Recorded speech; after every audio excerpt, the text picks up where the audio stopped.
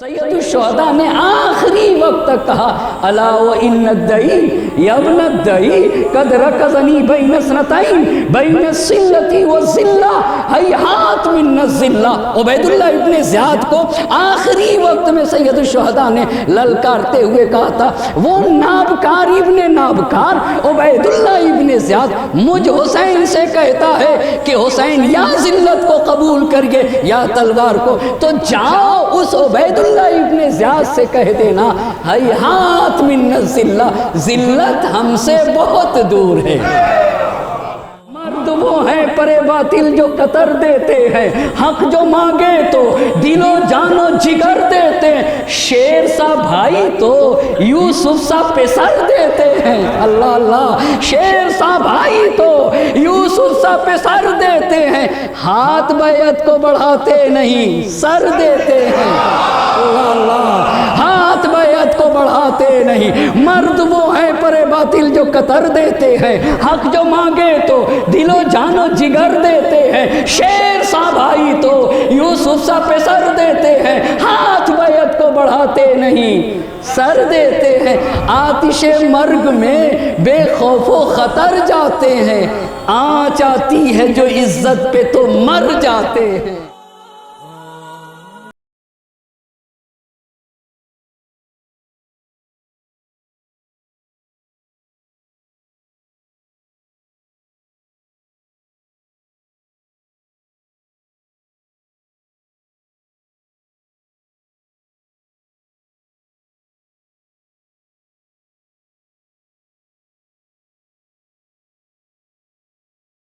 لا حول ولا قوة إلا بالله العلي العظيم۔ أعوذ بالله من الشيطان اللعين الرجيم، بسم الله الرحمن الرحيم، الحمد لله رب العالمين، الصلاة والسلام على أشرف الأنبياء والمرسلين، خاتم النبيين، سیدنا و مولانا ابی القاسم محمد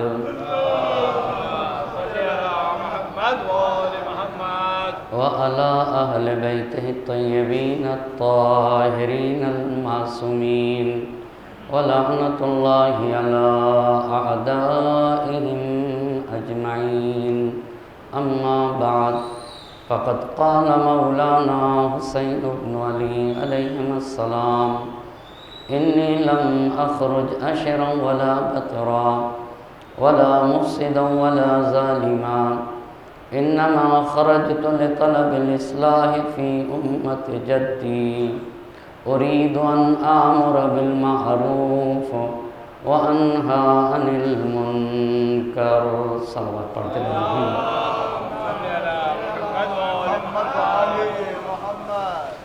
خمس مجالس کی تیسری گفتگو ہے اور عنوان گفتگو ہے امام سجاد علیہ السلام حیات اور کارنامے۔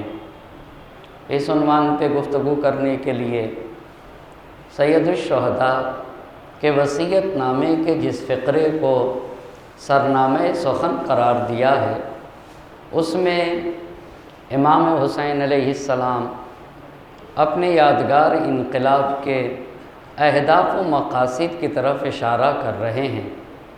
انی لم اخرج اشرا ولا بطرا، میں سرکشی کے لیے، بغاوت کے لیے، افساد کی خاطر اور ظلم و ستم کے لیے نہیں نکل رہا ہوں۔ انما خرجت لطلب الاصلاح فی امت جدی، میں تو اپنے جد کی امت کی اصلاح چاہتا ہوں۔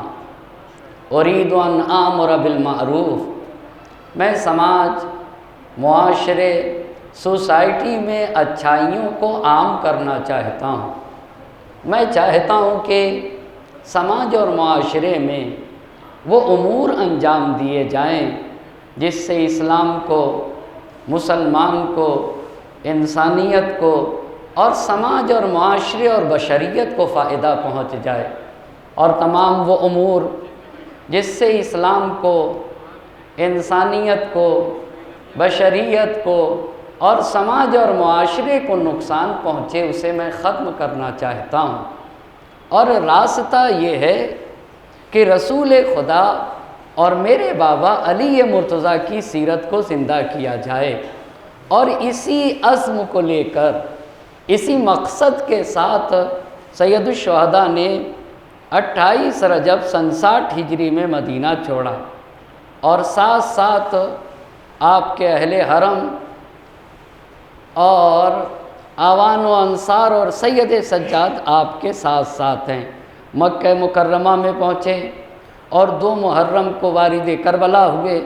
10 محرم کو بنی امیہ نے اجتماعی طور پر سید الشہداء کا خون بہایا، اور تاریخ میں یہ پہلی مرتبہ گروہی طور پر، اجتماعی طور پر، وہ بھی نواسے رسول کا خون بہایا گیا۔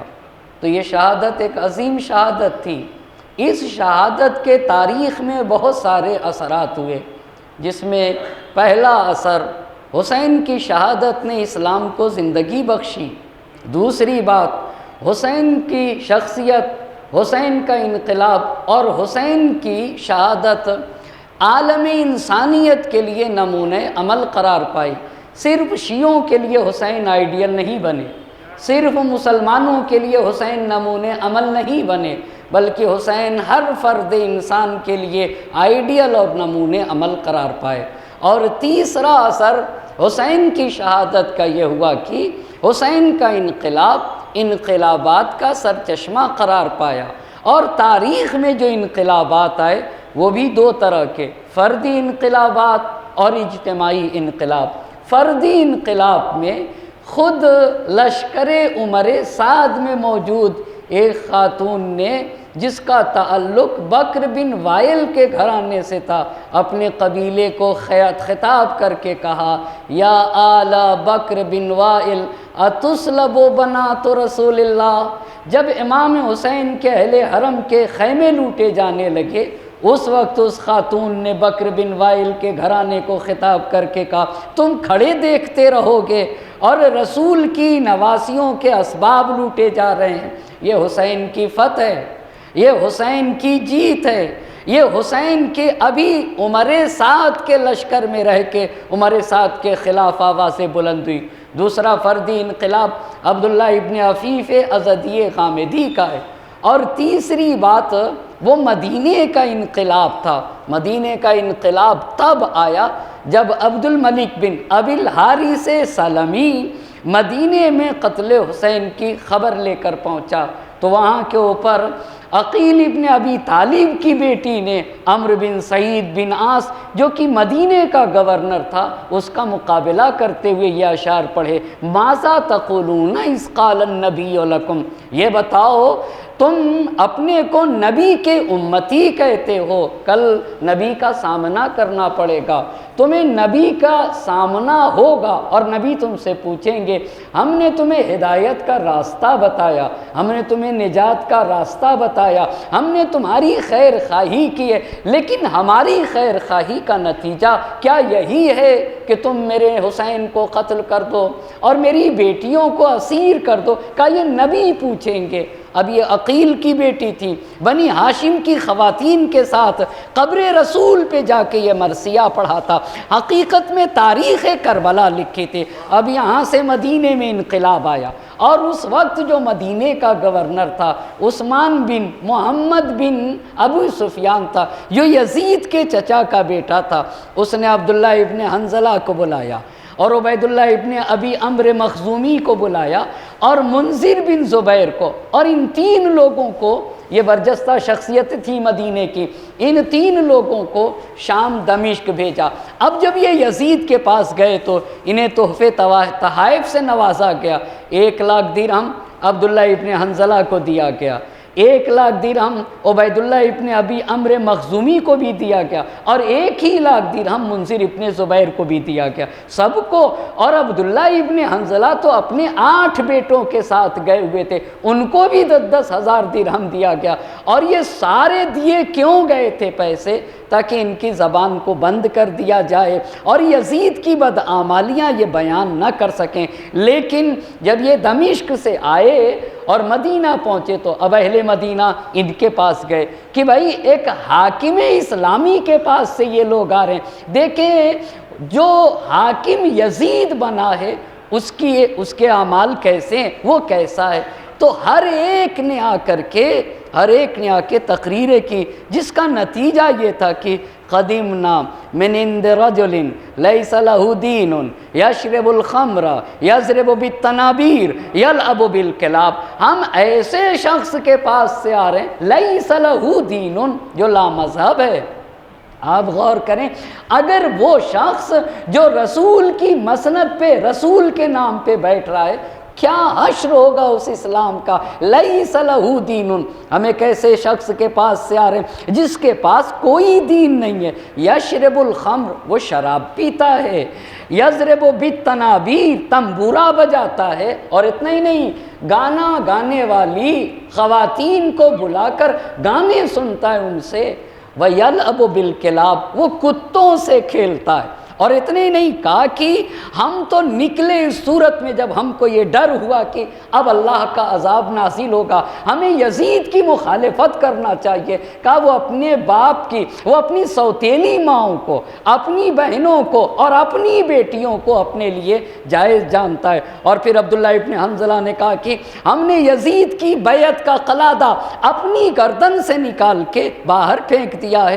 اے اہل مدینہ، ہم یزید کے خلاف لڑیں گے، شرط یہ کہ تم ہمارے ہاتھوں پہ بیعت کرو اور موت کی بھی بیعت کرو، اور اگر تم نے بیعت نہ کی تو میں اپنے 8 بیٹوں کے ساتھ ہو کے لڑوں گا۔ اور ہوا کیا مدینے میں کہ انہی لوگوں نے، اہل مدینہ نے ان 3 لوگوں کے، اس میں بھی خاص طور سے یہ جو عبداللہ ابن حنظلہ تھے، ان کی قیادت میں حاکم مدینہ، یعنی جو مدینے کا گورنر تھا عثمان بن محمد بن ابو سفیان، اس کو مدینے سے باہر، اور 1000 بنی امیہ کے افراد اس وقت مدینے میں تھے، اس 1000 کی تعداد کو محاصرے میں لے لیا، اور ایک خاص طریقے سے محاصرہ، یہ مدینے میں انقلاب ہوا۔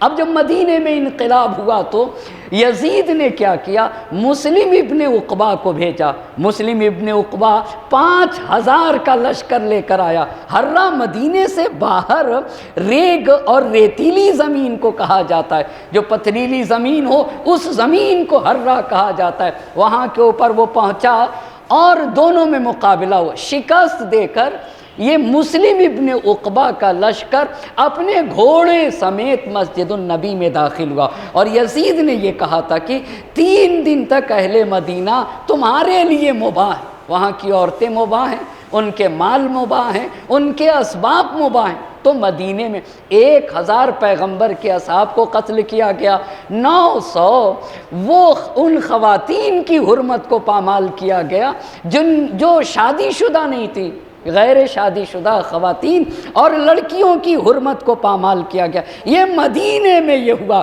ایسے یزید کے خلاف حسین نے قیام کیا تھا، تو یہ مدینے میں انقلاب ہوا۔ اب مکے میں قیام کی صورت ہوگی۔ مکے میں کون ہے؟ عبداللہ ابن زبیر مکے میں ہے۔ عبداللہ ابن زبیر ایک لالچی انسان ہے، اس کو حکومت کی فکر ہے۔ عبداللہ ابن زبیر نے جب یہ دیکھا کہ حسین شہید کر دیے گئے، اب یہیں سے آج کی گفتگو ہے، جب اس نے یہ دیکھا کہ حسین شہید کر دیے گئے، یہ دیکھا عبداللہ ابن زبیر نے، اور دوسری بات یہ دیکھی کہ یزید کے خلاف اب لوگوں میں نفرت پیدا ہو گئی ہے، اب لوگ یزید سے نفرت کرنے لگے، یزید سے دشمنی کرنے لگے۔ تو عبداللہ ابن زبیر ایک فرصت طلب انسان تھا، اس کو موقع کی تلاش تھی، اس کو فرصت کی تلاش تھی کہ کسی طریقے سے اس کو موقع ملے کہ وہ اب حاکم بن سکے۔ تو اس نے مکے میں ایک پرزور تقریر کی ہے۔ ایک بات پہ توجہ کریے گا، مکے میں پرزور واقع ہرہ 63 میں واقع ہوا ہے، بس ہم لوگ 63 میں واقع ہرہ واقع ہوا ہے، جو مسلم ابن عقبہ کی قیادت میں ہوا۔ اب یہاں کے اوپر مسلم ابن عقبہ اپنے لشکر کے ساتھ مدینے میں، مگر ادھر مکے میں عبداللہ ابن زبیر نے قیام کیا۔ وہ قیام کیا ہے؟ عبداللہ ابن زبیر نے تقریر کی ہے، اور وہ بھی بڑی پرزور تقریر کی ہے اور ایک جوشیلی تقریر کی۔ اس تقریر میں سب سے پہلے اللہ کی حمد کی، حمد پروردگار کے بعد رسول خدا پہ درود و سلام۔ لیکن آپ ذرا غور کریے گا، یہی عبداللہ ابن زبیر ابھی آج تقریر کر رہا ہے، اس پہ رسول پہ درود و سلام بھیج رہا ہے، اور جب یہ حاکم بنے گا مکے کا اور اس کے انڈر میں بصرہ بھی آئے گا، کوفہ بھی آئے گا، تو اپنی تقریروں میں، نماز جمعے کے خطبوں میں رسول خدا کے اوپر اب صلوات نہیں بھیجے گا۔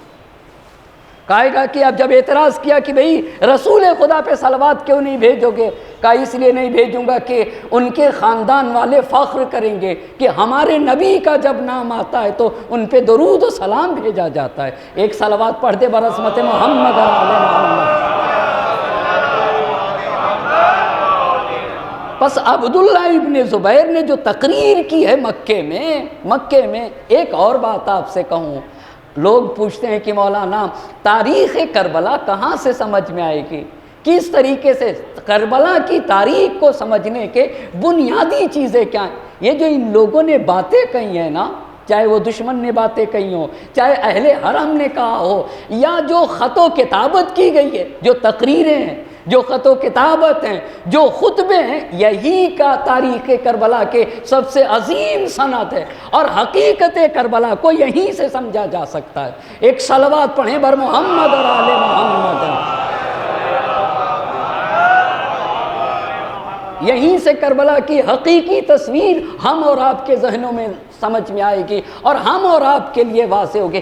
عبداللہ ابن زبیر مکے میں کھڑا ہو کر تقریر میں سب سے پہلے عراق والوں کے اور خاص طور سے کوفے والوں کی سرزنش کی، وہاں اہل عراق کی اور اہل کوفہ کی مذمت کی کہ اہل عراق اور کوفے کے لوگ نابکار ہیں، وہ مکار ہیں۔ انہوں نے حسین کو بلایا اور بلانے کے بعد حسین کو تنہا چھوڑ دیا، یہ پہلی بات کہی۔ دوسری بات یہ کہی کہ حسین ایک چھوٹے لشکر کے ساتھ تھے، اور ادھر عمر سعد کا جو لشکر تھا کم از کم 30,000 کا لشکر تھا، اور اس لشکر کے مقابل میں حسین نے کیا دیکھا کہ دیکھا ایک طرف عزت کی موت ہے، دوسری طرف ذلت کی زندگی ہے، تو حسین نے عزت کی موت کو ذلت کی زندگی پہ ترجیح دیتے ہوئے حسین نے عزت کی موت کو اختیار کیا۔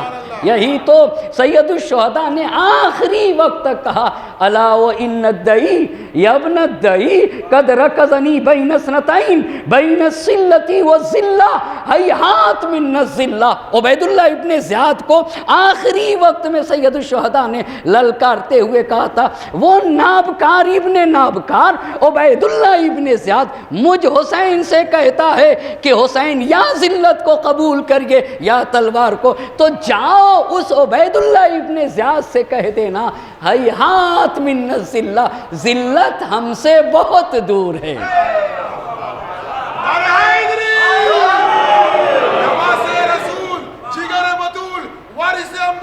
امام مظلوم ایک آواز ہے بلند سلوات۔ آپ ذرا جملوں پہ غور کریے، امام نے یہ نہیں کہا میں ذلت سے دور ہوں، یہ بات نہیں کہی میرے امام نے، یہ بات نہیں کہی میرے امام نے، کہہ سکتے تھے، یہ بھی اچھی بات ہے، کہا ذلت ہم سے دور ہے، بہت توجہ کرنے کی ضرورت ہے۔ یعنی ہم اتنے طیب و طاہر ہیں کہ ذلت و رسوائی یہ حقیقت میں آیہ تطہیر کا ترجمہ ہے۔ آیہ تطہیر میں یہ نہیں کہا گیا کہ اہل بیت رجس سے دور ہیں، یہ نہیں کہا گیا، یہ کہا گیا رجس اہل بیت سے دور ہے۔ ہیہات من الذلہ کہہ کے حسین نے یہی بتایا ہے نا، رجس ہم سے دور ہے۔ ذلت رجس کے مصادیق میں سے ایک مصداق ذلت ہے۔ ایک صلوات پڑھیں بر محمد۔ کہا وہ نابکار ابن نابکار عبیداللہ ابن زیاد مجھ سے کہتا ہے کہ حسین ذلت یا تلوار، ہیہات من الذلہ، کیا اسے نہیں پتا یا باللہ ذالک لنا، میں عزیز خدا کا نمائندہ ہوں، ورسول، کیا اسے نہیں پتا میری رگوں میں رسول کا خون دوڑ رہا ہے، کیا وہ یہ نہیں جانتا حسین کا رشتہ صاحبان ایمان سے ہے، کیا اسے یہ نہیں پتا حسین کے بابا کو علی مرتضیٰ کہا جاتا ہے، کیا وہ یہ نہیں جانتا وہ جدود تابت حسین نے اپنی ماں فاطمہ کا دودھ پیا ہے، حسین سے فاطمہ کا شیر کہتا ہے کہ حسین ذلت ہرگز نہیں، ایک صلوات پڑھیں بر محمد۔ اسی لیے تو جوش ملی آبادی نے حسین کو مرد سے تعبیر کیا ہے، مرد وہ ہیں پرے باطل جو قطر دیتے ہیں، کاٹتے نہیں ہیں، بہت توجہ کریے گا، کاٹتے نہیں ہیں، قطر دیتے ہیں۔ مولانا قطرنا کسے کہا جاتا ہے؟ ایک مرتبہ کبوتر کے پر کاٹے جاتے ہیں اور ایک مرتبہ قطر دیے جاتے ہیں، کاٹ دیے جائیں تو ممکن ہے کہ ابھی اڑ سکتا ہے، ابھی کیا کہے اڑ سکتا ہے، لیکن جب قطر دیے جاتے ہیں نا تو اب اس کے اندر اڑنے کی کیپیسٹی نہیں رہتی ہے۔ جوش نے حسین کو مرد بتایا ہے، مرد باطل کے پروں کو قطر دیا کرتے ہیں، اللہ اللہ، مرد وہ ہیں پرے باطل جو قطر دیتے ہیں، حق جو مانگے تو دل و جان و جگر دیتے ہیں، اللہ اللہ، مرد وہ ہیں پرے باطل جو قطر دیتے ہیں، حق جو مانگے تو دل و جان و جگر دیتے ہیں، شیر سا بھائی تو یوسف سا پسر دیتے ہیں، اللہ اللہ، شیر سا بھائی تو یوسف سا پسر دیتے ہیں، ہاتھ بیعت کو بڑھاتے نہیں سر دیتے ہیں، اللہ اللہ، ہاتھ بیعت کو بڑھاتے نہیں، مرد وہ ہیں پرے باطل جو قطر دیتے ہیں، حق جو مانگے تو دل و جان و جگر دیتے ہیں، شیر سا بھائی تو یوسف سا پسر دیتے ہیں، ہاتھ بیعت کو بڑھاتے نہیں سر دیتے ہیں، آتش مرگ میں بے خوف و خطر جاتے ہیں، آنچ آتی ہے جو عزت پہ تو مر جاتے ہیں، ایک صلوات پڑھے بر محمد اور آل محمد۔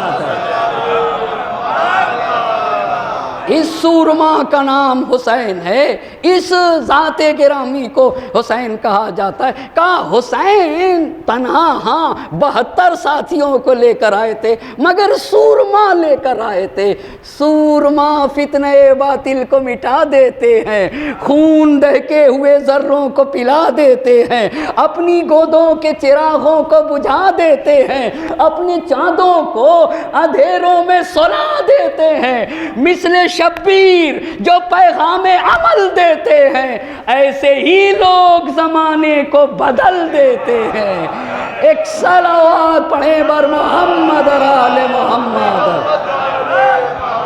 ایسے ہی لوگ زمانے کو بدل دیتے ہیں۔ تو اس نے تقریر میں کہا حسین عبداللہ ابن زبیر ہاں دشمن صحیح مگر حق بات کہہ رہا ہے نا کہ ایک چھوٹے سے گروہ کے ساتھ بڑے سے گروہ کے مقابلہ کیا اور حسین نے عزت کی موت کو ذلت کی زندگی پہ ترجیح دیا۔ کہا اللہ حسین پر رحمت نازل کرے اور ان کے قاتلوں کو ذلیل و خوار و رسوا کرے، یہ عبداللہ ابن زبیر نے کہا۔ اور پھر عبداللہ ابن زبیر کہتا ہے کہ مکے والو یہ بتاؤ کیا قتل حسین کے بعد بھی بنی امیہ پہ بھروسہ کیا جا سکتا ہے؟ کیا ان پہ اعتماد کیا جا سکتا ہے؟ کیا ان کے عہد و پیمان کو بھروسے کی نگاہ سے دیکھا جا سکتا ہے؟ کہا بنی امیہ نے، ایک ایک بات پہ توجہ کریے گا، بنی امیہ نے اس ذات گرامی کو قتل کیا ہے، قلیل النوم کثیر الصوم، اللہ اللہ۔ اب یہ حسین کی تعریف کر رہا ہے عبداللہ ابن زبیر، کہا بنی امیہ نے اس ذات گرامی کو قتل کیا ہے، قلیل النوم کثیر، جو کم سوتے تھے، جو زیادہ روزے رکھتے تھے، کہا رات کا ایک طویل حصہ اللہ کی عبادت میں گزارتے تھے، کہا دن میں روزہ رکھتے تھے، کہا خاندان کے اعتبار سے، شرف کے اعتبار سے، بزرگی کے اعتبار سے سب سے افضل تھے۔ اللہ اللہ، خاندان کے اعتبار سے، شرف کے اعتبار سے، بزرگی کے اعتبار سے سب سے افضل تھے۔ کہا خلافت کے لحاظ سے بھی سب سے زیادہ مستحق تھے۔ کہا خلافت کے، کہا عجیب لفظ ہیں، کہا حسین کے گھر میں ذکر الہی کے جلسات ہوا کرتے تھے۔ یہ کیوں کہہ رہا تھا؟ یہ عبداللہ ابن زبیر کیوں کہہ رہا تھا؟ تاریخ نے لکھا ہے نا، وہ شراب پیتا تھا، وہ تنبورے بجاتا تھا، وہ کتے، یعنی یزید کے لیے کیا لکھا تاریخ نے؟ کہا یزید کیا ہے، یزید کیا ہے، بنی امیہ کون ہے؟ بھئی آپ ذرا صورتحال تو دیکھیے، اسلام کا حاکم کتوں سے کھیلے گا، اسلام کا حاکم شراب پی رہا ہے، اسلام کا حاکم اپنی سوتیلی ماں کو مباح سمجھ رہا ہے۔ اسی بات کو تو سید الشہداء نے کہا تھا، وَعَلَى الْإِسْلَامِ السَّلَامِ اِذْ قَدْ بُنِيَتِ الْأُمَّةُ بِرَاعٍ مِثْلِ یزید۔ ایسے اسلام کا فاتحہ پڑھ دو جس کا حاکم یزید جیسا بدکردار انسان ہو جائے۔ کہا اسلام کا فاتحہ پڑھو، اس کا مطلب ہے حسین نے اپنی قربانی سے پورا اسلام بچایا ہے، نہ یہ کہ اسلام کا کوئی ایک قانون بچایا ہے۔ ایک صلوات پڑھیں بر محمد و آل محمد۔ حسینیت زندہ باد، حسینیت زندہ باد، یزیدیت مردہ باد، یزیدیت مردہ باد، و جمال محمد و کمال علی بآواز بلند سلوات، صلی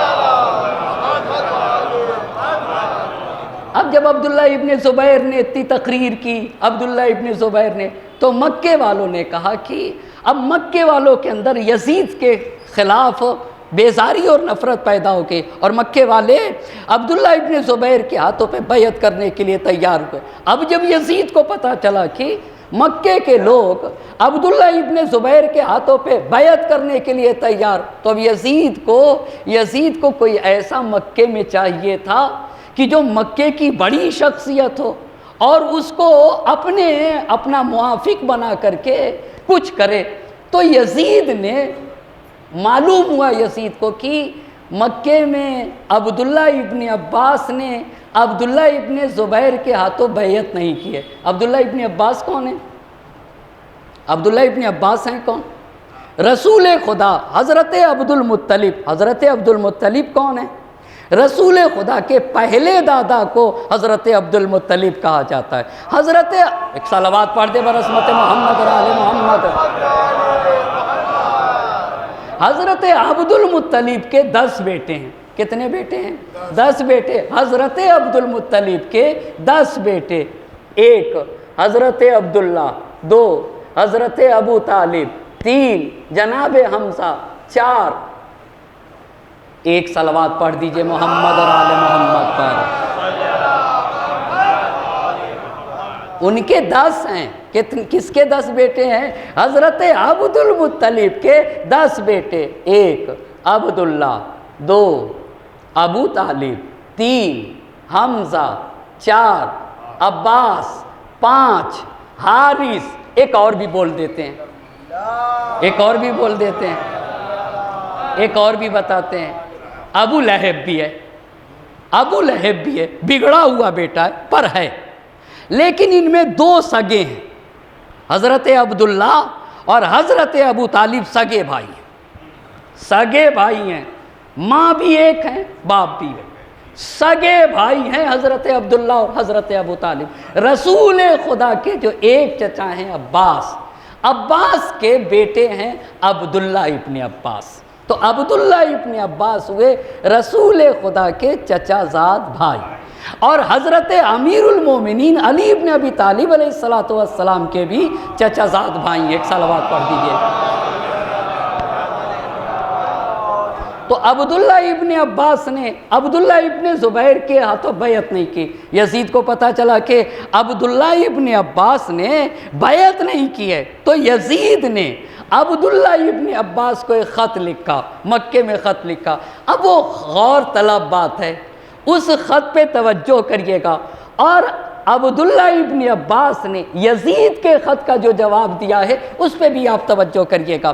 یزید نے عبداللہ ابن عباس کو خط لکھا کہ مجھے پتہ چلا ہے کہ اس لامذہب نے آپ کو حرم الہی میں بیعت کے لیے بلایا. لامذہب کس کو کہہ رہا ہے یزید؟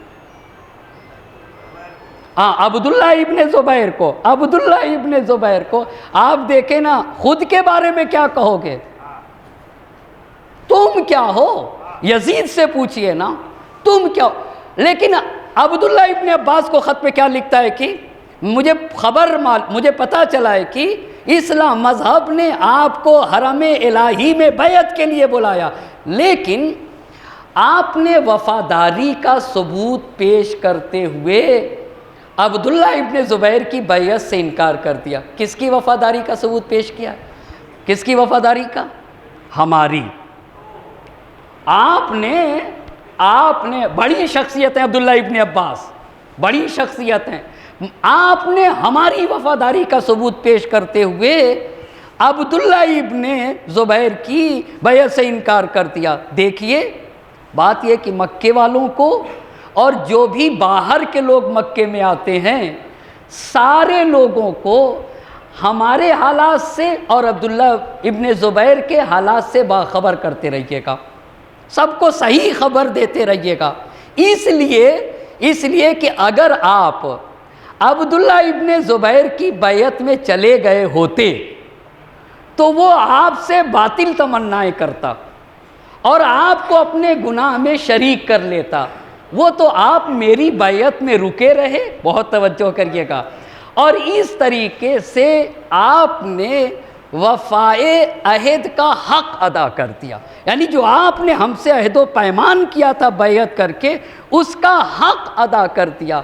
اور دیکھیے یہ جو آپ نے صلہ رحمی کی ہے, صلہ رحمی آپ نے جو کی ہے, اللہ اس کا اجر آپ کو دے گا, اور آپ کے اس بہترین عمل کا اجر میں بہت جلد از جلد آپ کو دوں گا.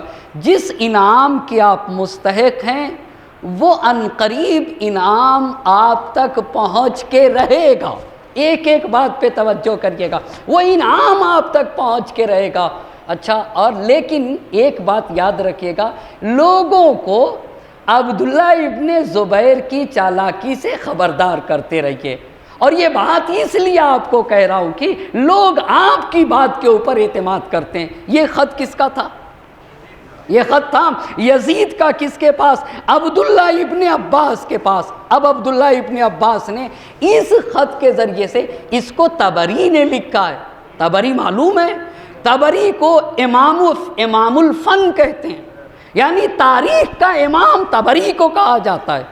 طبری کو امام الفن کہا جاتا ہے. میرے کہنے کا مطلب یہ نہیں کہ جو بات طبری میں آ جائے وہ 100% معتبر ہے. ہمارے ہاں قرآن کے علاوہ ہر جگہ خطا کا امکان ہے. یہ ہمارا مذہب ہے. ہمارے ہاں ایک معیار ہے تولنے کا, اور اس معیار کو علم کلام کہتے ہیں, لیکن طبری فن کے ماہر انسان کو کہا جاتا ہے. اب عبداللہ ابن عباس نے یزید کو جواب لکھا, کہا پہلی بات جو تم نے یہ کہی کہ میں نے تمہاری وفاداری میں عبداللہ ابن زبیر کی بیعت سے انکار کیا, یہ سراسر غلط ہے. یہ پہلی بات. دوسری بات کہی کہ اے یزید, تمہیں معلوم ہونا چاہیے میں کبھی بھی تمہارا مداح نہیں تھا, کبھی بھی تمہارا طرفدار نہیں تھا, کبھی بھی تمہارا خیر خواہ نہیں تھا. تیسری بات, اب تاریخ عبداللہ ابن عباس نے جو جواب دیا وہ کوئی معمولی جواب نہیں ہے, وہ کربلا کی سچی تاریخ لکھی ہے. وہ کربلا کی سچی تاریخ لکھی. آپ کو یہاں سے پتہ چلے گا کربلا کی سچی تاریخ کیا ہے. اور یزید, کیا تو یہ سمجھتا ہے کہ میں اس چیز کو بھلا دوں گا کہ تو نے حسین کو قتل کیا ہے؟ ایک ایک بات پہ اب آپ یہ دیکھ رہے ہیں نا, اب یہ تاریخ کربلا لکھی جا رہی ہے. حسین کا قاتل یزید ہے. یہ کیا ہے؟ یہ تاریخ کربلا. بھائی صاحب, بہت سارے لوگ بہت سے لوگوں کو بچانا چاہتے ہیں یہ معتبر کتابوں سے, اور یہ بنیادی کتابوں میں یہ باتیں لکھی ہوئی ہیں. کیا تو یہ سمجھتا ہے کہ میں یہ بھول جاؤں گا, میں اسے بھلا دوں گا تو حسین کا قاتل ہے؟ یہ پہلی بات. اور پھر کہا کہ میں اس تصویر کو کیسے بھلا سکتا ہوں کہ بنی عبد المطلب کی اولاد ان کا لاشا خاک اور خون میں غلطہ تھا، ان کے بدن سے کپڑے اتار لیے گئے اور جلتی ہوئی ریت پہ ان کا لاشا پڑا ہوا تھا۔ اس کا مطلب کیا ہوا؟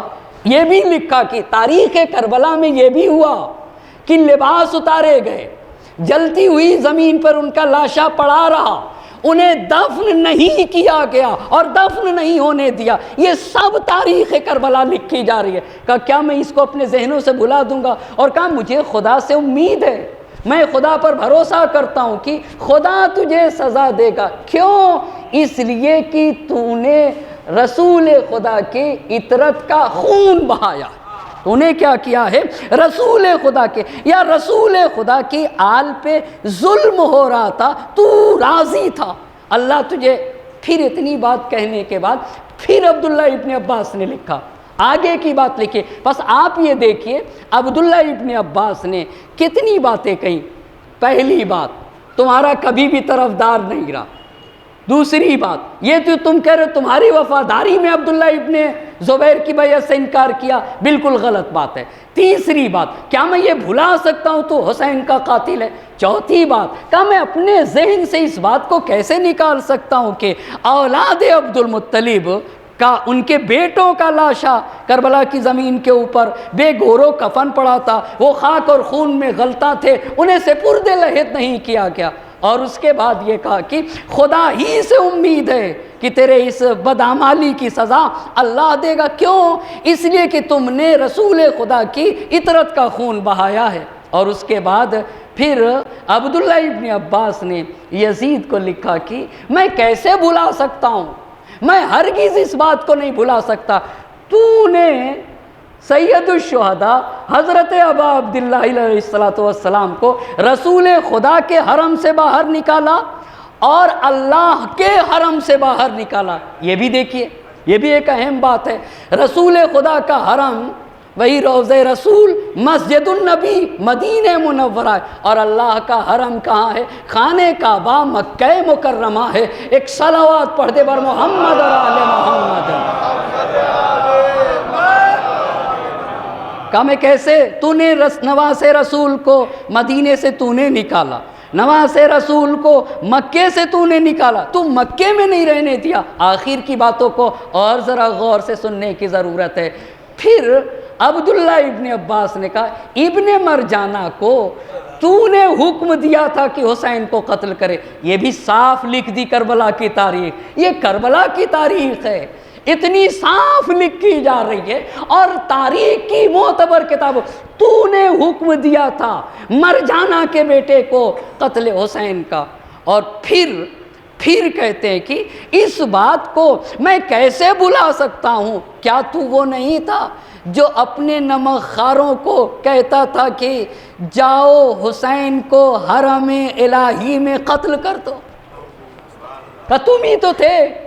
یعنی یہ جو امام حسین علیہ السلام نے حج کو عمرے میں بدل کے اور حج جیسی عظیم عبادت کو چھوڑ دیا، پھر یہاں کے اوپر یہ بھی تاریخ لکھوا دی عبداللہ ابن عباس نے، تم ہی تو وہ تھے جس نے اپنے نمک خاروں کو مکہ بھیجا تھا تاکہ حسین کو حرم امن الہی میں قتل کر دیں۔ یہی تو حسین کی سچائی ہے، یہی تو سید الشہداء نے کہا تھا میں کعبے سے ایک بالشت باہر مارا جاؤں، بہتر ہے اس بات سے کہ خود کعبے میں شہید کر دیا جاؤں۔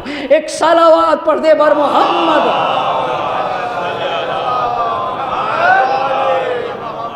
اور اس کے بعد کہا یہ جو تم مجھے لوگوں کو پیسے سے خریدا جاتا ہے نا، لوگوں کو پیسے سے خریدا جاتا ہے تاکہ سچ کو جھوٹ کو سچ بنا دیں۔ عبداللہ ابن عباس نے کہا یہ جو تو نے مجھے انعام دینے کی باتیں کی ہے، یہ جو کہا کہ ان قریب جس انعام کے مستحق ہو، تو ایسا ہے کہ اپنے انعامات اپنے پاس رکھے رہو، مجھے اس کی ذرہ برابر ضرورت نہیں ہے۔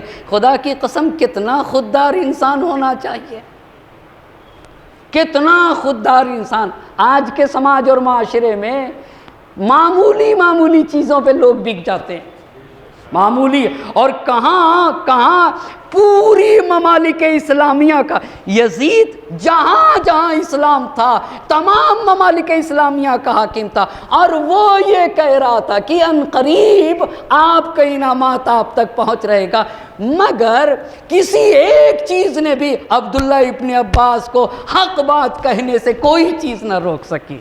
اور یہ تاریخ کربلا لکھ دی اور یہ حسین کی سچائی لکھی گئی. کہا تو اپنے انعامات ہمیں ہے کوئی، کتنی طاقت ہے کربلا میں، کتنی طاقت ہے سچائی میں، کتنی طاقت ہے حق اور حقانیت میں. کہا یہ جو اپنے انعامات ہیں نا، یہ سارے انعامات اپنے پاس رکھ لے، مجھے اس کی مطلق ضرورت نہیں ہے. اور پھر یہ کہا کہ یہ جو تو کہہ رہا ہے کہ لوگوں کو میری طرف دعوت دو، عبداللہ ابن زبیر کی طرف سے روکو، تو ایسا ہے کہ اس کا جواب یہ ہے کہ اللہ تمہارے لیے ذرہ برابر خیر و برکت قرار نہ دے. اور اس کے بعد پھر عبداللہ ابن عباس کہتے ہیں کہ اے یزید تو مجھ سے اپنی حمایت کی امید رکھتا ہے، مجھ سے، جبکہ تو نے میرے ابن عم کو قتل کیا، میرے ابن عم یعنی سید الشہداء کو قتل کر کے مجھ سے اپنی حمایت کی امید رکھتا ہے. تو نے رسول کے ان اہل بیت کو قتل کیا ہے، ان اہل بیت کو قتل کیا ہے جن کی شان میں آیہ تطہیر نازل ہوئی ہے، انما یرید اللہ لیذھب عنکم الرجس اہل البیت ویطہرکم تطہیرا. ایک صلوات پڑھ دے بر محمد کا جو تاریک راتوں میں چمکتے ہوئے ستارے تھے، اس کے بعد مجھ سے تو اپنی حمایت کی امید رکھتا ہے، مجھ سے اپنی حمایت کی. اور اس کے بعد یہ بھی عزیزان محترم، یہ ساری باتیں پس یہ بتایا کہ اتنی باتیں بتانے کے ساتھ ساتھ اب عبداللہ ابن عباس نے کہا کہ مجھ سے کیسے اپنی حمایت کی امید رکھتے ہو؟ تو نے اتنی بڑی جسارت کی، صرف یہی نہیں کیا، حسین کا خون بہایا، حسین کو حرم رسول اور حرم الہی سے باہر کیا، حسین کی حرمت کو پامال کیا. صرف تو نے اتنا ہی نہیں کیا، تو نے جو سب سے بڑی جسارت کی وہ یہ کی کہ رسول خدا کی نواسیوں کو سر برہنہ کیا. آج بھی بہت سارے لوگ یہ شک و شبہ ڈالتے ہیں کہ آیا ان کی چادریں چھینی گئی تھی نہیں. ان سے کہنا چاہوں گا جا کے تاریخ طبری کا مطالعہ کریں. عبداللہ ابن عباس نے جو یزید کو جواب دیا ہے اس کا مطالعہ کریں. اور یہ بھی لکھا، یہ خدا کی قسم یہ قدرت کا اہتمام ہے، یہ قدرت کا اہتمام ہے، سب اللہ نے لکھوایا ہے. یہ ایک خط نہیں ہے، اس کو خط کے ذریعے سے نہ دیکھیے گا، یہ تاریخ کربلا ہے. اور یہ پوری سچائی عبداللہ ابن عباس نے لکھی. کہا صرف یہی نہیں کہ تم نے رسول کی نواسیوں کو، علماء نے جب مراج کرام کے سامنے صرف اتنا جائے کہ زینب بے مخنو چادر، تو ان کے رونے کے لیے بس یہی کافی تھا. اور اسی بات کو تو ہمارے چوتھے امام نے بیان کیا. یہ بہت بڑی مصیبت تھی. کہا کہ سر برہنہ کیا، اور پھر کہا کہ اب عبداللہ ابن عباس نے کہا یزید تو نے جو سب سے بڑی جسارت کی ہے وہ یہ کی ہے کہ رسول کی نواسیوں کو قید کر کے کوفے سے شام تک تشہیر کیا ہے. ایک تو سر برہنہ کیا، دوسرے یہ ہے کہ بے مکنو چادر کوفہ و شام کے بازار میں پھرایا گیا.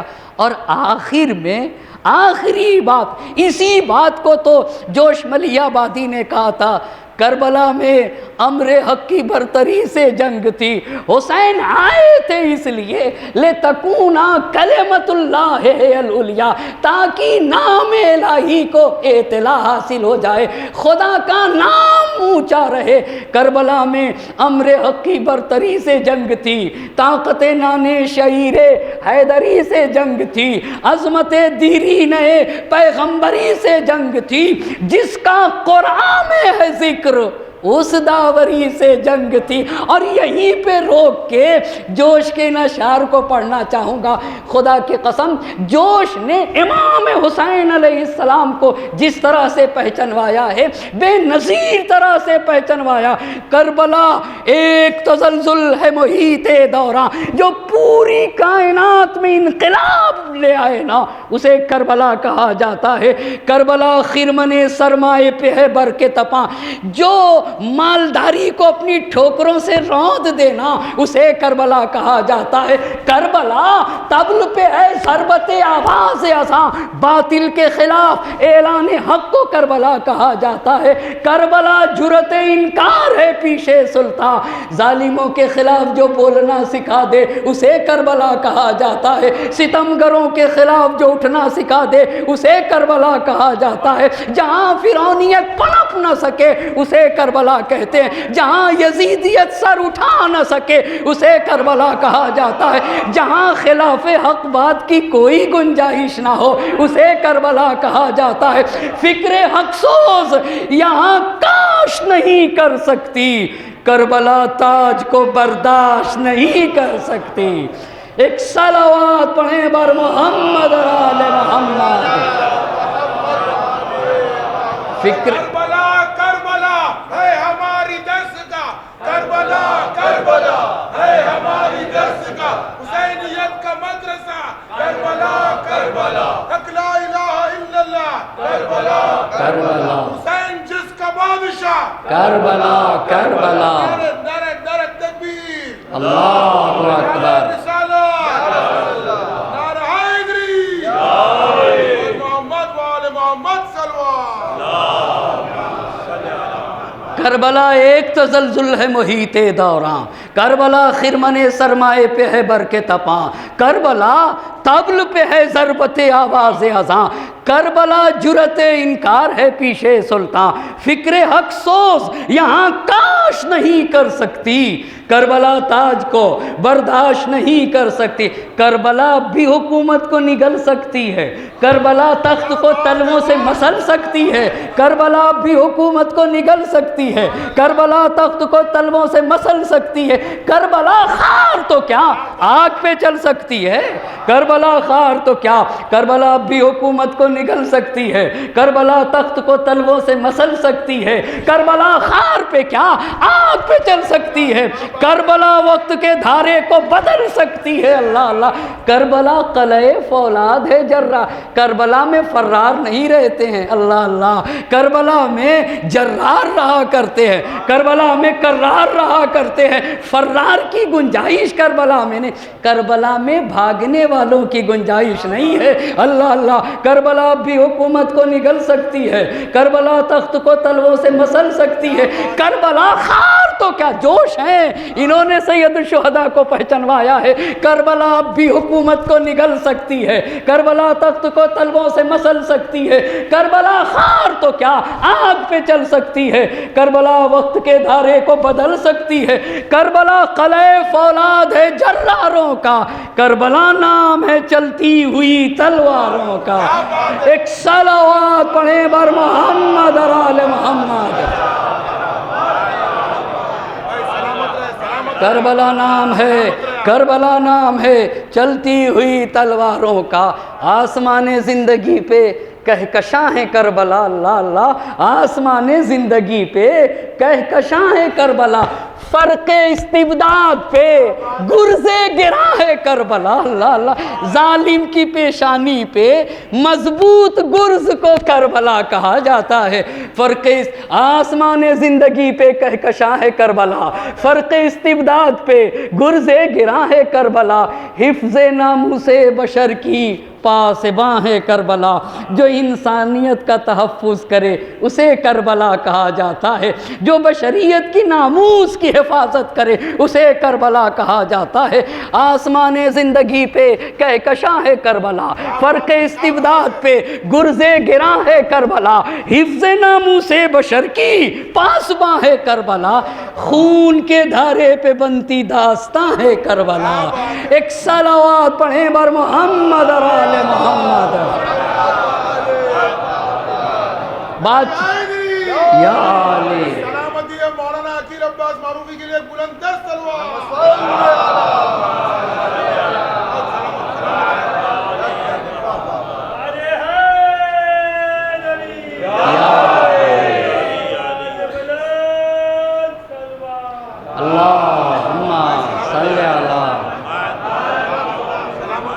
کس حسین کی عزا ہے، کیسا میرا آقا تھا جس کا بچپنا دوش پیغمبر پہ گزرتا تھا، جو بچپنے میں رسول اپنے سینے پہ سوار کرتے تھے، جس کے ہونٹوں کا بوسہ دیتے تھے، جس کے رخسار پہ نبی اپنا رخسار رکھتے تھے، مگر بنی امیہ نے کیا حش کیا، اس کے وجود پہ گھوڑے دوڑائے ہیں.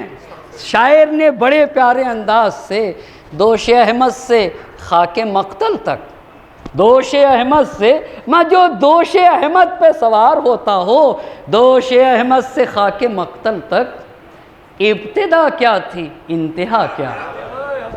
دوش احمد سے خاک مقتل تک ابتدا کیا تھی انتہا کیا. اسی لیے تو دوسرے شاعر نے کہا در حسین پہ سر رکھ دو اے مسلمانوں. اللہ اللہ، در حسین پہ سر رکھ دو اے مسلمانوں، یہ اتحاد کا مرکز ہے آدمی کے لیے. صلوات پڑھے بر محمد اور آل محمد. یہ اتحاد کا در حسین پہ سر رکھ دو اے مسلمانوں، یہ اتحاد کا مرکز ہے آدمی کے لیے. خوب لکھی ہے تاریخ کربلا عبداللہ ابن عباس نے کہا اے یزید تو مجھ سے اپنی حمایت کی، خدا کی قسم ہر انسان کو خیمہ حق میں کھڑا رہ کے باطل کے خلاف ہونا چاہیے. ہر انسان کو، اگر انسان ہے تو اسے خیمہ حق میں ہونا ہوگا اور باطل کے خلاف. اور کمال تب ہے جب عزت پہ آنچ آئے، جان پہ حرف آ رہا ہو اور مال خطرے میں ہو، خطرہ مول لے کر کے باطل کا مقابل میں آ کر کے خیمہ حق میں کھڑا رہنا، یہی سچے انسان کی پہچان ہے. ایک صلوات پڑھ دیجئے بر محمد اور آل محمد. اور پھر عبداللہ ابن عباس نے آخر میں یہ لکھ دیا کہ اے یزید تو مجھ سے اپنی حمایت کی توقع رکھتا ہے، جبکہ تو نے رسول کی آل سے بدلہ لے کر تو اس بات پہ نازا ہے کہ تو نے اپنے ان بزرگوں کا بدلہ لیا ہے، اور وہ بھی کافر فاسق بے دین بزرگوں کا بدلہ لیا جو بدر میں مارے گئے. اس کا مطلب کیا ہوا؟ اس کا مطلب تو اپنے کافر آباء و اجداد، اپنے فاسق اور اپنے بے دین، صاف لکھا کہ کربلا کی جنگ اسلام اور کفر کی جنگ تھی. آل رسول سے بدلہ لے کر کے تو ناز آئے کہ تو نے اپنے فاسق اور فاجر بزرگوں کا بدلہ لیا. اب جب یزید مایوس ہوا تو تاریخ نے علامہ سبط ابن جوزی رحمت اللہ علیہ یا علامہ سبط ابن جوزی نے اپنی کتاب میں یہ لکھا کہ اس کے بعد یزید نے عبداللہ ابن عباس کو قتل کرنا چاہا، لیکن عبداللہ ابن زبیر کی مخالفت میں گرفتار ہو کر عبداللہ ابن عباس کو قتل نہ کر سکا. پس عبداللہ ابن زبیر مکے میں اور ادھر مسلم ابن عقبہ کہاں کے اوپر تھا؟ کہاں پہ تھے؟ سب 5000 کی فوج کے ساتھ مدینے میں. یزید نے مسلم ابن عقبہ کو کہہ رکھا تھا کہ جب تم مدینے کو تاراج کر لینا تو مکے کی طرف جانا. اب مسلم ابن عقبہ اپنی فوج کے ساتھ مکے کی طرف بڑھتا ہے، اور اب یہ جب بڑھتا ہے تو اب 64 ہے. اب کون سا زمانہ ہے؟ 64 ہے. 64 میں اب بڑھتا ہے مکے کی طرف. ابھی جا ہی رہا تھا کہ راستے میں مسلم ابن عقبہ واصل جہنم ہو جاتا ہے. لیکن یزید نے یہ کہہ رکھا تھا کہ دیکھو اپنے بعد اپنا کمانڈر حسین بن نمیر کو بنا دینا، لہٰذا اس نے حسین بن نمیر کو بنا دیا تھا. اب یہ پورا لشکر حسین بن نمیر لے کر مکے پہنچا. مکے میں عبداللہ ابن زبیر کی حکومت ہے. اس نے چاروں طرف سے، حسین بن نمیر نے چاروں طرف سے مکے کو گھیر لیا. یہ بتائیے جو نواز رسول کا خون بہائے وہ یزید، اور جو مسجد النبی کی حرمت کو پامال کرے، جس میں 1000 صحابہ کو قتل کیا جائے، 900 تاریخ پڑھتا ہوں، اور آپ یقین مانیے گا پڑھ کے پڑھتا ہوں، آپ کو پتہ ہے پڑھ کے پڑھتا ہوں، پہلے لکھتا ہوں پھر پڑھتا ہوں، پڑھتا ہوں لکھتا ہوں پھر پڑھتا ہوں، اور اللہ نے یہ توفیق دی ہے اور چاہتا ہوں کہ یہ توفیق باقی رہے کہ بات ایسی پڑھنی چاہیے، یہ منبر رسول ہے نا، کہ قوم اور سماج کا ہر فرد اس بات پہ مکمل اعتماد کر کے جس سے بھی چاہے اسے لڑ سکتا ہے، اسے فائٹ کر سکتا ہے۔ ان حق بات کو یہاں پڑھنے کی کوشش کرتا ہوں، اور چاہتا یہ ہوں کہ مکتب آل محمد کا زندگی بھر شاگرد بنا رہوں۔ یہ میری تمنا ہے کہ مکتب آل محمد کا زندگی بھر شاگرد بنا رہوں۔ آپ دیکھ رہے ہیں نا، یہ تاریخی حقائق ہیں، اس سے ایمان میں انسان کے اضافہ ہوتا ہے، اس سے انسان محسوس کرتا ہے کہ ہاں بھائی ہم سچے ہیں، خیمہ حق کے مجاہد ہیں نا۔ ایسی بنیاد پر کربلا کے شہداء کا اجر رکھتا ہے عزادار سید الشہداء۔ اس معرفت کے ساتھ آ کے اگر اپنی صورت بھی بنا لے، اپنی صورت بھی رونے جیسی بنا لے، معرفت کے ساتھ اور اس جذبے کے ساتھ کہ ہم حسین کے ساتھ رہیں گے باطل کے خلاف، تو سارے علماء نے امام کی حدیث کا یہ معنی کیا کہ اس کا اجر مجاہد کربلا کا اجر ہو جائے گا۔ آپ دیکھ رہے ہیں یہ کتنا بڑا شرف ہے۔ اسی لیے میں کہتا ہوں کہ مجلس میں آنے سے پہلے ہر ایک کو سوچنا چاہیے کہ کیوں مجلس میں جا رہا ہوں، ہر ایک کو سوچنا چاہیے کہ میں کیوں مجلس میں جا رہا ہوں، یہ سے پہلے سوچ کے آنا چاہیے، جا کے ہو رہا ہوں۔ آپ کو پتہ ہے، میں اب اس بات کو نہیں کہوں گا، اپنی بات کہوں گا۔ حسین بن نمیر نے 64 کا واقعہ ہے، پورے مکے کو گھیر لیا۔ عبداللہ ابن زبیر، اب حسین کی سچائی، اللہ اللہ، حسین نہیں چاہتا کعبے کی حرمت پامال ہو، عبداللہ ابن زبیر کعبے میں چھپا ہوا ہے، کعبے میں مہینے تک، 1 مہینے 2 مہینے تک یہ لڑائی کا سلسلہ جاری رہا۔ 3 ربیع الاول 64 کو 3 ربیع الاول منجنیق ایک مشین، ایک وسیلہ، ایک ذریعہ، اس کے ذریعے سے حسین بن نمیر نے کعبے پر پتھر برسائے، کعبے خانہ کعبہ کے اوپر، اور آتش بازی کی گئی جس سے خانہ کعبہ کا کپڑا جلا اور خانہ کعبہ کی عمارت مجروح ہوئی۔ اور 14 ربیع الاول 64 کو حسین بن نمیر کو یہ خبر پہنچتی ہے کہ یزید واصل جہنم ہو گیا، اور جب یہ خبر پہنچی کہ یزید واصل جہنم ہو گیا تو حسین بن نمیر نے عبداللہ ابن زبیر کو لکھا کہ جس کی وجہ سے ہم لڑنے آئے تھے وہ مر گیا، اب ہماری تمہاری جنگ ختم ہو گئی، ہمیں راستہ دو، ہم کعبے کی آئیں زیارت کرنے۔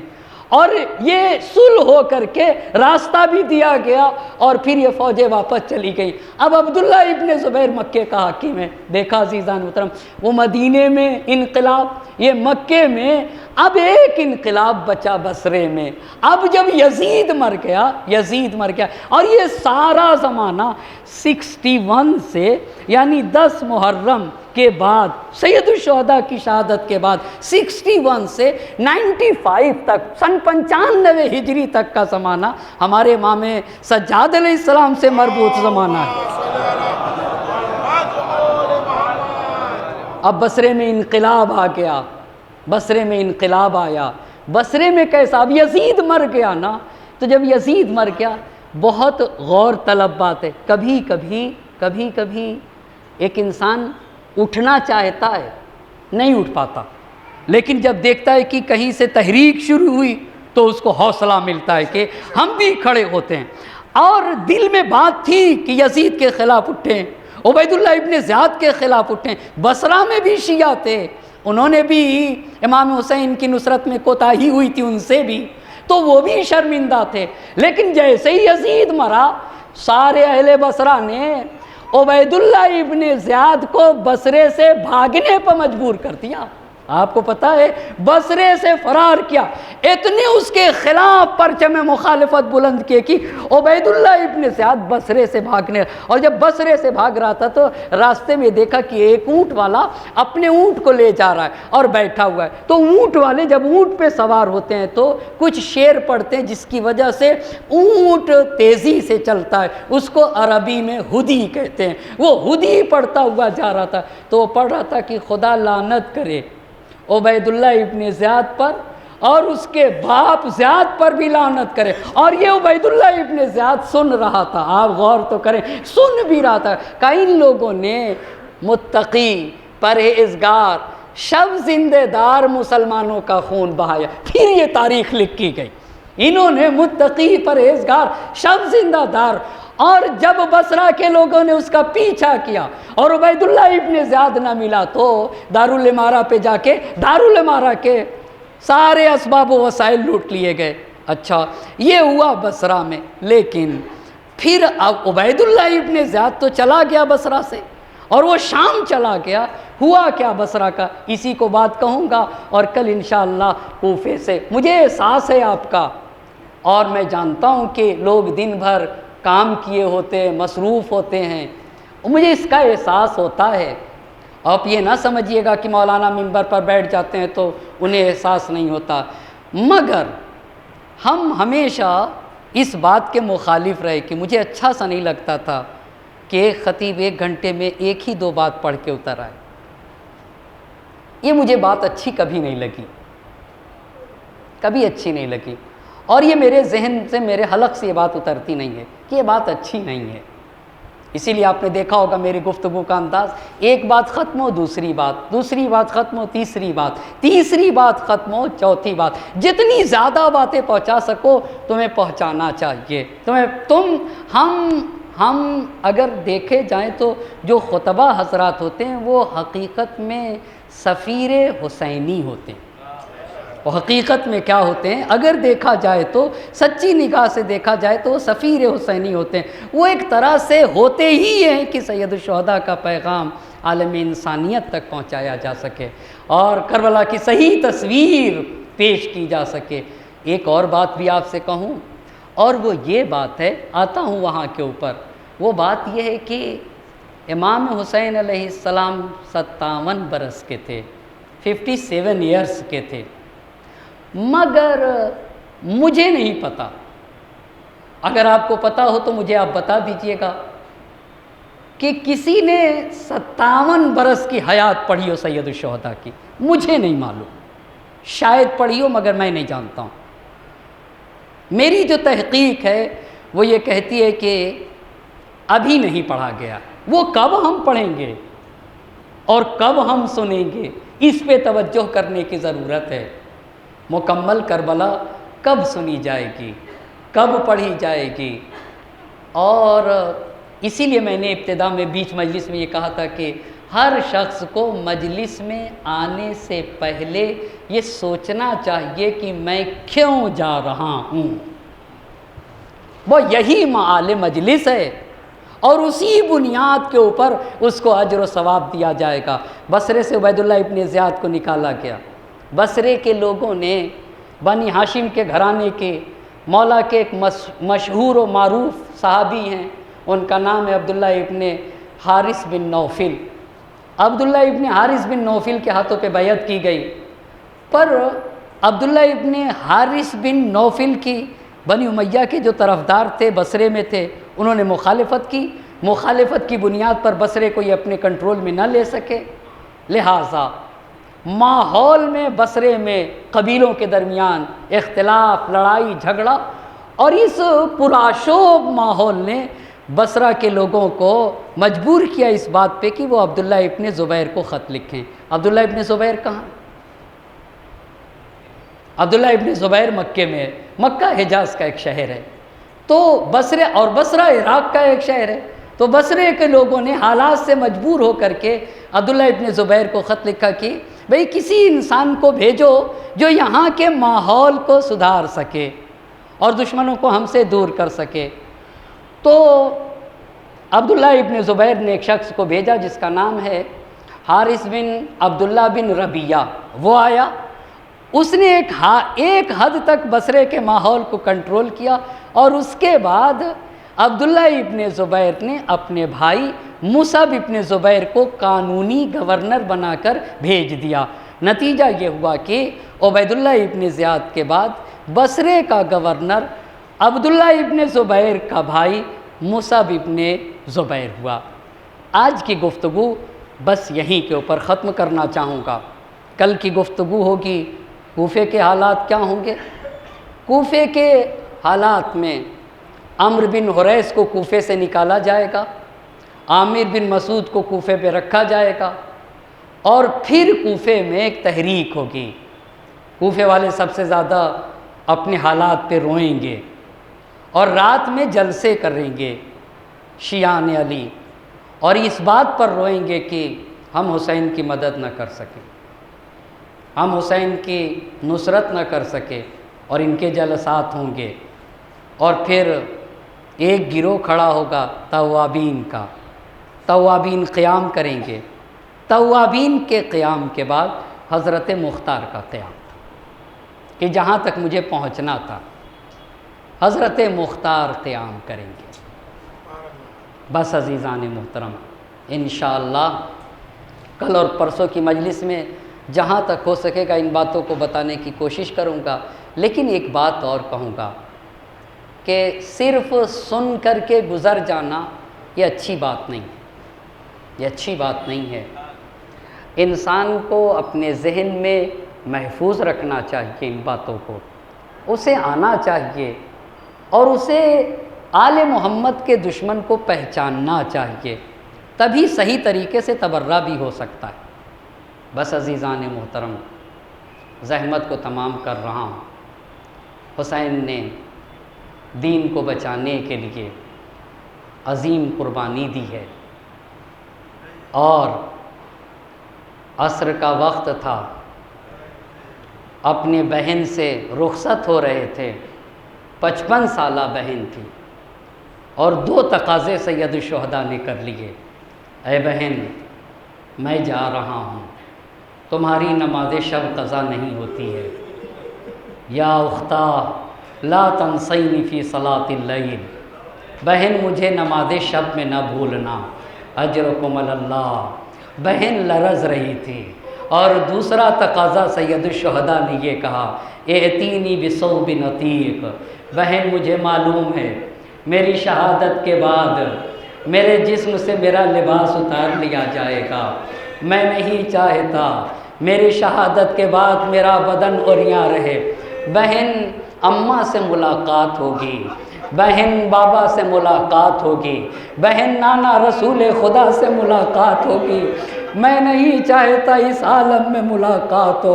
خدا کی قسم قیامت کا سما تھا، ایک 55 سالہ بہن لرز رہی تھی، میرا ماں جایا پرانا لباس مانگ رہا ہے، حسین کو لباس تو دیا، حسین نے لباس کو پارا پارا کیا، چاک کیا، زیب تن کیا، اور اب جب جانے لگے تو حسین نے بہن سے کہا، بہن میں تمہارے بازوؤں کا بوسہ لینا چاہتا ہوں۔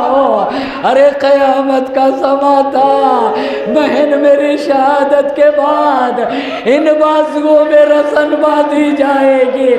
زینب نے کہا ماں جائے، اماں کی وصیت یاد آ رہی ہے، اے زینب حسین کے گلوئے اطہر پہ خنجر چلے گا، گلے کا بوسہ لے لینا۔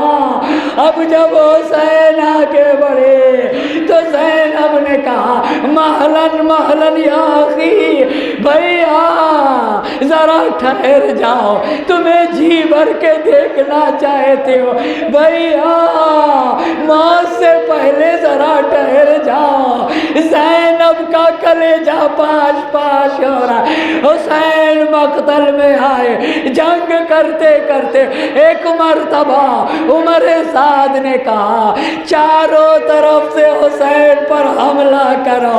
ہر ایک مرتبہ فوجیں سمٹ گئی، کوئی تلوار مار رہا تھا، کوئی نیزے مار رہا تھا، تھا، کوئی بھالوں سے حملے کر رہا تھا۔ حسین ٹھہر گئے، ایک پتھر آیا پیشانی پہ لگا، خون کا فوارہ جاری ہوا۔ ایک مرتبہ ایک تیر آیا، قلب اطہر میں پیوست ہو گیا۔ حسین نے تیر نکالا مگر حسین زین پہ سنبھل نہ سکے، زین سے زمین پر تشریف لائے، گھوڑا در خیمہ کے سیہا مارا، زینب مقتل میں آ گئے۔ میرا بھیا، میرا بھیا، ارے کوئی آواز نہیں آ رہے تھے۔ عمر سعد کو پکارا، اے پسر سعد، میرا ماجایا عذب ہو رہا ہے اور تو کھڑا دیکھ رہا ہے، کوئی آواز نہ آئے۔ ایک مرتبہ زینب نے کہا، اما فیکم مسلم، کیا تم میں کوئی مسلمان نہیں؟ زینب آگے بڑھ گئے۔ ایک مرتبہ حسین کی نگاہ، اجرکم اللہ، اللہ کسی غم میں نہ رلائے، حسین کی نگاہ زینب پہ پڑی۔ زینب کو اشارہ کیا، بہن خیمے میں واپس چلی جاؤ۔ ارے زینب کا چہرہ ماں جائے کی طرف تھا، الٹے پاؤں واپس پلٹ رہی تھی۔ اب جب خیمے میں آئی تو قیامت کا سما تھا، فرات کا پانی نیزو چلا، منادی ندا دے رہا تھا، الا قتل الحسین بکربلا، الا ذبح الحسین بکربلا۔